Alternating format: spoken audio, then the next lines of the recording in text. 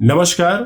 आज की इस वीडियो में हम जानकारी देने वाले हैं कि जब सर्प आपको काट कर चला जाए, मतलब जब नाग देवता आपको डस लें, तो प्रथम उपचार में क्या करना चाहिए। और देखा भी गया है कई लोगों को सांप के काटने का बहुत ज्यादा डर भी सताता है, और हम इस डर को किस तरह से दूर करें। अगर सांप काट जाए तो किस तरह से बचें।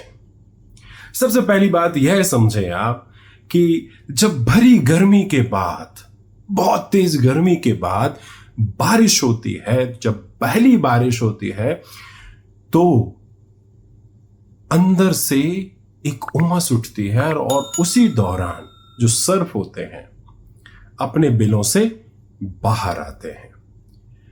जंगल में बहुत सारे सर्पों की संख्या ऊपरी तौर पर बढ़ जाती है।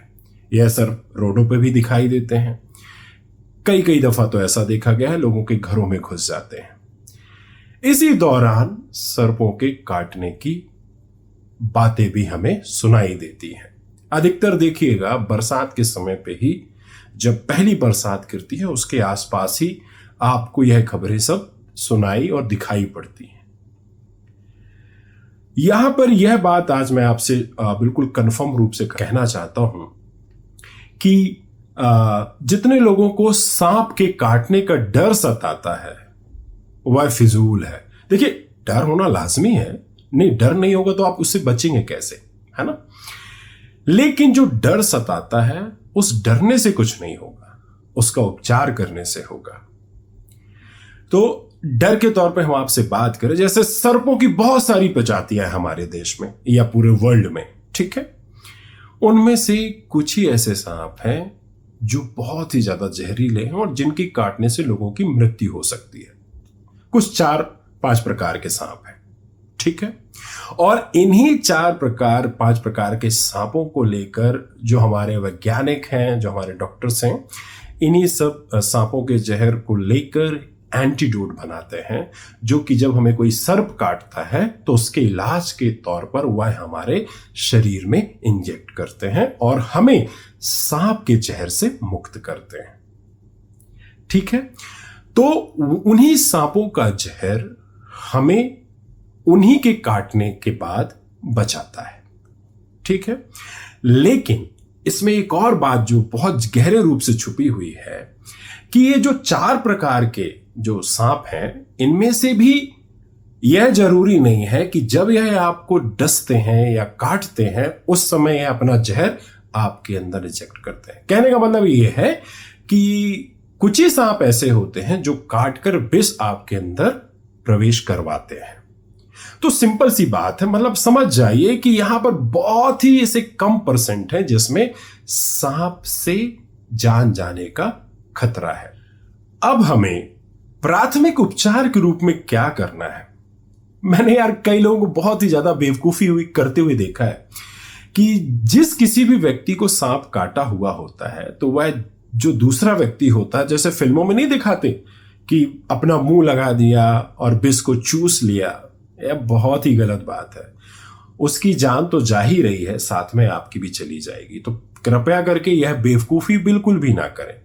कई लोगों को यह देखा है मैंने कि वो पूरा चाकू से काट कर उस जगह को ही पूरा काट देते हैं, पूरा खून हो जाते हैं। यह भी बहुत गलत बात है। कई लोगों को देखा है कि बहुत कस के एकदम टाइट से रस्सी बांध लेते हैं और बोलते हैं बस अब ठीक हो जाएगा, सब कुछ हो जाएगा। कई लोगों को देखा है कि अगर थोड़ी बहुत पट्टी सही तरीके से बांध भी ले लेकिन फिर भी अपने अंगों को एक्टिव रखते हैं, मतलब चलाते फिराते रहते हैं। यह भी गलत है। तो भैया करना क्या चाहिए, यहां पे एक और बात बोलना चाहता हूं। भैया जब सर्प काटे तो ये झाड़ा फूंकी वाला काम बिल्कुल भी ना करें, तुरंत हॉस्पिटल जाएं और उपचार पाएं। अब सर्प काटने के बाद करना क्या चाहिए, इतना सारा भाषण तो हो गया। अब करना क्या चाहिए बाबूजी, सबसे पहले कुछ प्रिकॉशंस है जो आप रखिए। जैसे मान लीजिए जो जंगल में रहते हैं या जंगल में जाते हैं और जो ट्रैकिंग करते हैं वह लॉन्ग बूट पहने, ठीक है। और जिनको अधिकतर लोग को देखा गया है जो खेतों में काम करते हैं वह भी लॉन्ग बूट पहने, जिससे आपको सांप के काटने से आपकी सुरक्षा हो सके। दूसरा, अधिकतर देखिएगा जो जंगल में मजदूर काम करते हैं उनके साथ भी यही घटनाएं घटती हैं। तो वह क्या कर सकते हैं, जैसे जंगल में कोई व्यक्ति मतलब सो रहा है, ठीक है, या मजदूर किसी भी ऐसी जगह पे सो रहा है जहां पे सर्प आ सकता है, तो वहां पे उसको सिर्फ करना क्या है कि जब अगर वह सोए तो मच्छरदानी का उपयोग करे, ठीक है। तो ऐसे कुछ चीजें हैं जिससे आप सर्प के काटने से बच सकते हैं। लेकिन अब काट ही दिया है तो क्या किया जाए भाई, है ना। अब तो स्वाभाविक है, जब काट ही दिया तो क्या किया जाए। आपको कुछ नहीं करना है। जैसे मान लीजिए आपको हाथ में काटा है, ठीक है, मान लीजिए आपको इस एरिया में काटा है, ठीक है। आपने क्या किया, हमेशा देखिएगा जो पट्टी हम बांधते हैं वह नीचे से ऊपर की तरफ बांधिएगा। मान लो आपको यहां काटा है तो यहां से लपेटना शुरू करके यहां तक लेकर आना, ठीक है। ऐसा नहीं करना कि यहां से बांधना शुरू करके यहां तक लाए, यहां से नीचे से ऊपर की तरफ लेकर आना, ठीक है। अब इसमें एक और चीज करना, आप या तो आप बिल्कुल हाथ को एकदम सीधा रखें और बॉडी का कोई भी अंग ना चलाएं, स्पेशली वह अंग तो बिल्कुल भी ना चलाएं जिस अंग पे आपको सर्प ने काटा है। आप उसके प्रिकॉशंस के रूप में वहां पर किसी भी प्रकार का कोई भी लकड़ी का छोटा टुकड़ा लगा के या कुछ भी उसको टाइट कर दीजिएगा, जिससे आपका हाथ जो है वो बिल्कुल भी मूव ना हो, मतलब इस तरह से ना चल पाए, बिल्कुल ऐसा अकड़ा का अकड़ा रहे। यहां पर एक और बात कहना चाहूंगा, मान लीजिए यहां पे काटा है तो व्यक्तियों, कई लोगों को देखा है मैंने कि वो हाथ को भी ऐसे ऐसे करते रहते, बिल्कुल हाथ को एकदम ऐसे ही रखना, हाथ को इस तरह से भी चलाने की आवश्यकता नहीं है, मतलब उस अंग का कोई कार्य ही नहीं होना, बिल्कुल एकदम सीधा टना और कुछ नहीं।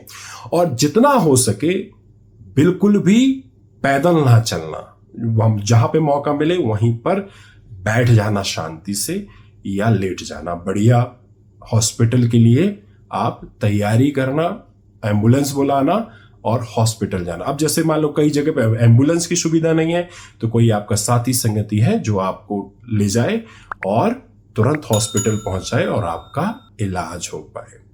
अब यहां पर यह भी नहीं डरने की बात है कि कौन से सांप ने हमको काटा। कई लोगों को ऐसा लगता है कि किसने काट दिया भाई, कौन सा ऐसा जहरीला सांप है जिसने काटा है। बिल्कुल भी उससे डरने की आवश्यकता नहीं है, क्योंकि ये जो एंटीडोट बनाए जाते हैं यह इन्हीं सर्पों के विष से बनाए जाते हैं, तो यह आपको पूर्ण रूप से स्वस्थ कर देंगे। तो झाड़ फूक के चक्कर में ना रहें और घबराएं ना और ज्यादा होशियारी ना बरतें। जो बताया है वही करें, इससे आपको बहुत जल्दी आराम मिलेगा और आपकी जान बचेगी या किसी और की भी जान बचेगी। आज के लिए इतना ही, धन्यवाद।